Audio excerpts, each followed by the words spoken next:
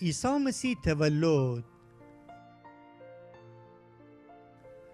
او روزن اگوستوس امپراتور روم تمامی مردمان خود سرزمین ره سرشماری وستی فرمانی صادر بگوده. اولی سرشماری آدمان روم زمان اتفاق دکفته که کرینیوس سوریه فرماندار بود. شمارش بستن وستی هر کی بوشو خوشر. یوسف هم جه شهر ناصره که استان جلیل میانی نهبو به داوود پادشاه زادگاه یعنی شهر بیت لحم استان یهودیه وگردسته، چون که اون داوود خاندان جا بود.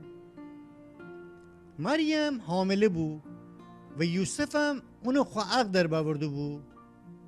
پس اونو خواه امره ببرده تا اسنویسی بکنید.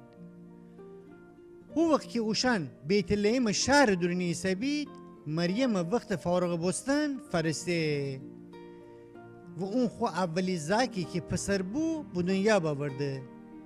بزین اون غنداغ میانده وسته و آخور درونی بخوسنه، چون که مسافرخانه درون اوشن ره جایی نبو که بیسی.